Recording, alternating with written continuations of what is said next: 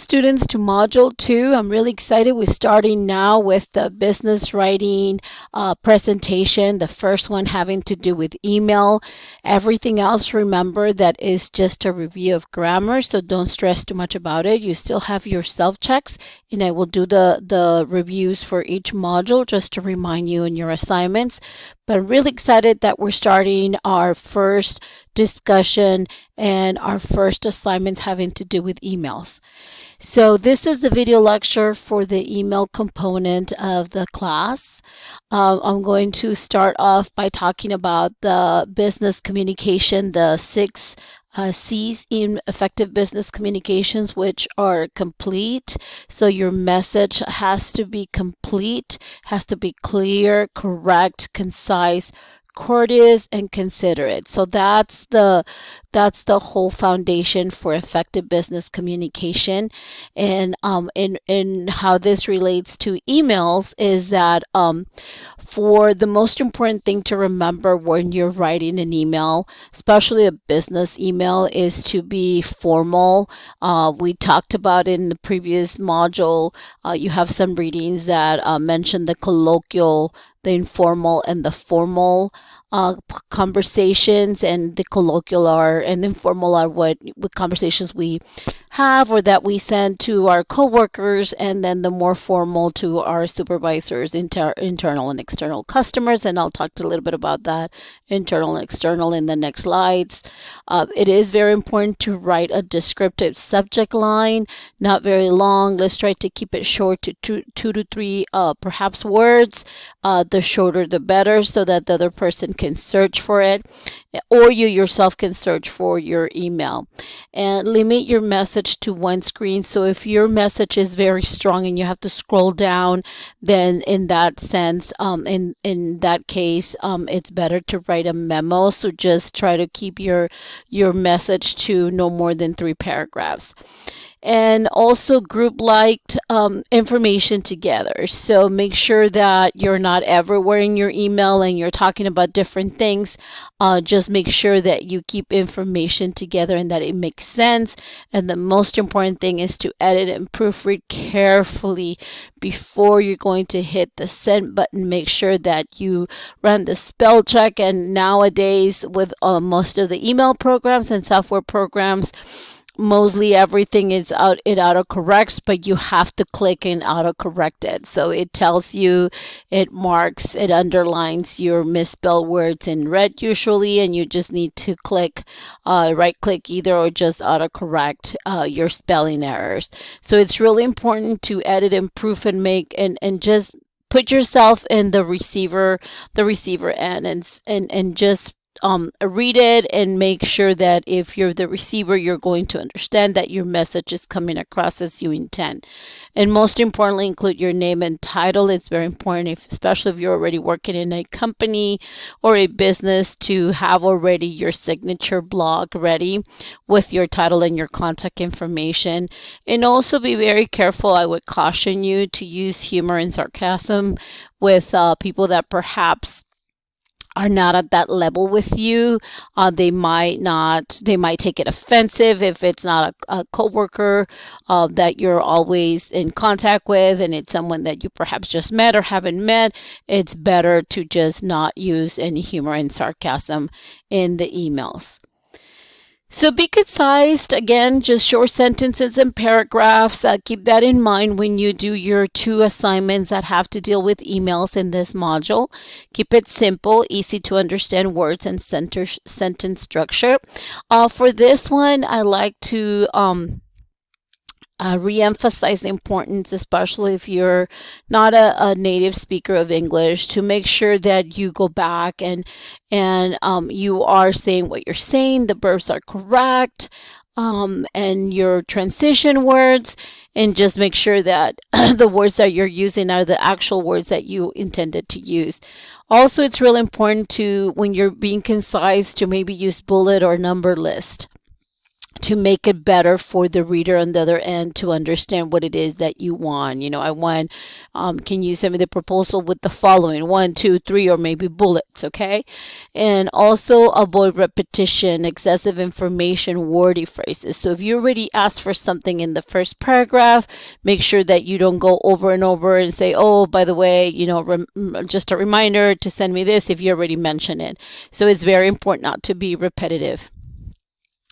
Some of the do's and don'ts, I put this first one, don't write words in caps as lessons learned. And the many years that I have worked in various capacities, in various industries, I did make the mistake of writing sometimes particular words in caps. And there was one situation where I sent this email to a nonprofit, and one of the supervisors got very, very offended because she thought that I was yelling and screaming at her because I had capitalized some words that I wanted to emphasize. Because remember, the email is nonverbal, so the other person, we as we're reading it, we're reading in verbal, but the other person is nonverbal. They don't know what we're really trying to say. So my emphasis was on certain words, and she thought that I was putting her down and that I was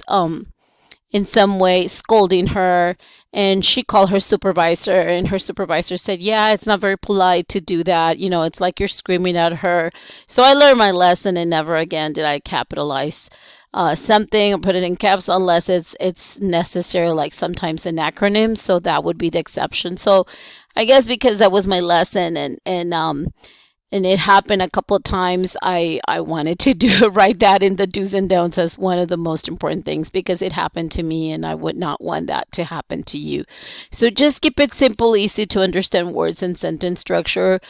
There's a reading for the sentence structures, compound, simple sentences, and just for you to, the run-on sentences, for you to go over before you do your email assignment, so that your sentences could be strong sentences and they can convey what they're trying to convey. Again, the number list, the bullets, avoid unnecessary repetition, excessive information, do not reply to all if not necessary. So sometimes, even now, I work in the college and also do business consulting, and there's a message that go to many groups, and sometimes the person, especially when I used to work in the county and there were like 400, 500 employees that would get an email at one time. It was a group list, and someone would reply to all, and then and then another person would reply to all. So it was very annoying. So just make sure that you do not reply to all if not necessary. If this is like an announcement on behalf of the company and it's being sent to 500, or it doesn't really matter the number, but if it's not necessary, if it's not asking you for replies, just general information for you to have. So keep that in mind, that you do not reply to all. Another thing very important is to know your audience. Consider who you're writing to. Ensure that they'll receive the message and then when you intend. So what is the purpose of your email, first of all? Are they internal or this is external communication? So I'll give you an example. When I used to work at the county of Riverside, we had a protocol that we could not send external communication unless it went through our supervisor. So make sure that you know what your company's policies are and what your company's protocol, and I'll mention it again. So the protocol, it's another word for policy. So just make sure you know what the company's policy is for sending emails outside the company to other companies, because you're representing and you're putting your name out there on behalf of the company. So you want to make sure that you're following the policy. So for internal emails, we could not also go over our chain of command, and if it had something to do with our unit, we had to first email our supervisor. The supervisor okay it, then we could email other units, or other departments. So it's always wise to know what the chain of command is, because you do not want to upset someone if you if you jump them or avoid them in that chain of command. And also, as a courtesy, it's always good to CC someone or carbon copy them in your email. So not necessarily that they have to reply, but as a courtesy, maybe the person that your email goes to is the person that you want them to take some action on your email, or the person that is in charge perhaps of a project, and then other people that are CC in your company are perhaps other team members that do not need to reply, but they do need to be informed as part of a team. So that's why it's important to know the needs and interests of your team. In that, is there a proposal that you're writing and you want just to keep everyone informed, and then you write to address them, and you also need to consider the level of formality, your tone and language with supervisors. So always, what I as a career advisor now, what I also tell my the students that I work with and colleagues is that you always, when you're writing an email, you don't know if that person at one point in time is going to be a potential employer. So you always want your first impression of people that you're meeting with via an email to be a good impression. So always pretend and always think that that person might be a potential employer, or could be someone that can give you a letter of recommendation. So just make sure that I put in a good word for you at work, that you always give that level of formality, your tone, your language, and you're always professional. And are you using jargon? Will they understand it? Consider the nonverbal aspects of the message. Like I said, for example, I wanted to emphasize and I really wanted them to get to the point of this. So I capitalized those words that I needed them to get because I thought that they were not doing enough. So that got me in trouble, and that's why I take the liberty of mentioning so that my lesson learned is not your lesson learned. Again, for knowing your audience is very important that you ask yourself, are you asking for feedback? Is this clearly stated? And if you're asking for feedback, are you telling them, can I giving them a date, a timeline? I appreciate if you can get back to me by, so and so, because if by this time, and give them a deadline, give them an exact deadline, because sometimes we think that other people are going to just, their expectations are different, their expectations, so it's better to have everything clear so that you're not waiting 1-2 weeks and not getting a response when you first of all didn't even mention your timeline. So it's very important that it is clearly stated. Remember that this is not a text message, so avoid abbreviations. I very frequently get emails from students where I feel like they just wrote my email from their phone, and they just they do not write out the word you, they just put the vowel u, and they don't capitalize I, they just it just sounds and it looks like a text message. So be very careful that you do not fall into that. Get to the point, conclude again with 3 paragraphs or less. Be clear and specific in the subject line because you want it to be searchable on your end and on their end too. So proposal attached. Also very important is sometimes when we do a chain of emails, or a thread of emails, we keep going back and forth in our workplaces, and perhaps something that started with a subject line of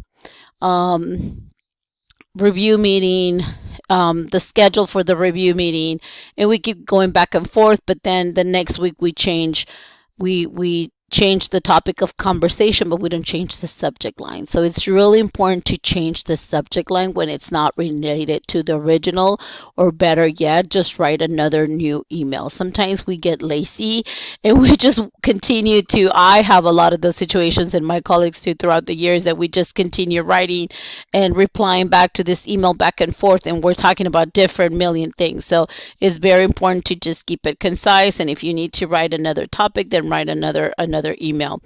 And also very important to choose words that can be easily understood, except for example, if the email needs to describe something with IT or new technology, then in that case, yes, some emails have to be technical because of the nature of our work. That's fine.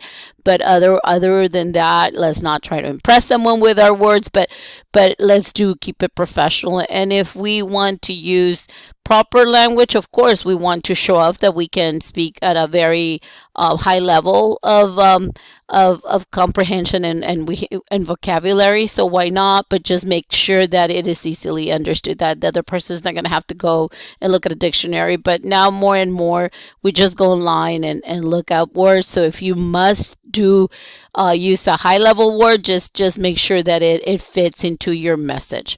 And very important to have constructive criticism on your own writing. So ask yourself, does this make sense? Is there a better way to explain this idea? I recently wrote an email to an attorney, and I am not kidding you. I read that email about a good 10 to 15 times, and I change it every time to make sure that it sounded better and better every time, because I did not want to for the receiver to in any that my tone was being defensive, or that there were any words perhaps that would be taken into another context. So it took me a long time, and it was just probably like 4 paragraphs of this email that I wrote to an attorney. But it does take work, but it's your work, it's your image that you need to uphold, that you need to protect, and that you need to make sure that your emails are written correctly. Also, like I said, you need to follow the company protocol or the guidelines, in other words, for sending emails to external or internal customers. So make sure you know what it is for your company. For the emails, again, the most important thing is to your subject line, to make it very, very professional, and also salutation. If it's someone that is very informal at work, then we could say, hi Mike, hi Elizabeth, hi Dory, etc., etc. But if it's an external customer, and we don't know what the salutation is, we could say good morning on behalf of blah, blah, blah, or good afternoon. You don't know how to address that person, then, and by last name, by first name. So make sure you can ask your supervisor, how should I address them? So make sure you keep your greeting very, very formal. Again, it has to be searchable. So your content has to be informative, and then your closing, you have to say, just thank you, or please advise, I look forward to hearing from you. Make sure that you do have a closing and you have your signature block. And very importantly, you check grammar, spelling, punctuation before sending the messages. Proof and proof. Here's an example of a written message. As you can see, we have the to, and then if you need to make sure that if you're going to CC someone, that you include their information, the subject, very short. Here is a session, a planning session for letter writing seminar. I'm sorry, the writing is kind of blurry here. And here it's very specific. It just has one person, one in the CC. The subject line is short, and then there's an attachment. So Marilyn, our next planning session for the letter writing seminar would be held on Thursday, October 18, at 1 p.m. in conference room C. A copy of the meeting agenda is attached, and we could see the attachment right here. Please be prepared to discuss the major points you believe the consultant should cover in this seminar. Let me know if you will not be able to attend. If I do not hear from you, I will see you on October 18 at 1 p.m. Roger Matthews, Seminar Coordinator, attachment. So here, if it would be going to someone else external, I would include here, besides his title, all his information for his company, contact number, maybe his URL for his LinkedIn profile, and just more information, the name of the company, if this would be going to a external customer. But because it seems like this is going internally, then they know who the seminar coordinator is. Also, some trends that we're seeing more and more, especially in the last 2 years. I don't know about you, but I've seen that especially colleagues and professionals, they are including their LinkedIn profile, their URL in their signature blog. I have included my LinkedIn. Also, make sure that you test your links, and that you make sure when you're writing and including a URL, in your email that you tested before you send it to the person, the receiver. Also, another thing that I recently, perhaps last year, I did see that some people had a software that you would click and it would tell you the pronunciation of their name or last name if they happen to have a very difficult name or last name to pronounce. I've also, when I had a business and also I was a business consultant, I would tell my clients to send receipts. So that means that the sender wants to make sure it didn't get sent to spam. So in my case, I was sending clients invoices and I would send them, especially the ones that were late. I would send them receipts to make sure that they would get the invoice. As some of the time they would call me and said, I didn't get this, I didn't get that. So I would send read receipts. Most of the email programs have that option to set, and that basically what that means is that once the person opens it and reads it, it shoots you back a read receipt, and then it tells the other person that so and so has suggested a read receipt. So once they open it, your software program, your email program shoots back a confirmation. Also, again, more and more you CC others as a courtesy, and also I've seen in some professional settings that sometimes people use their avatar and emoji. I personally advise against it, especially if in a professional setting. I don't think it should be used unless it's, your coworker. But then again, you want to make sure that you keep your conversations professional. And also some of the trends that I've seen in the last perhaps year working at different colleges is the gender pronouns to make it more inclusive. So some of those things to watch for in emails, especially when you're dealing with business emails and company emails in your work environment. So that concludes the presentation on effective writing for emails. I look forward to reading your email assignments. Have a great week.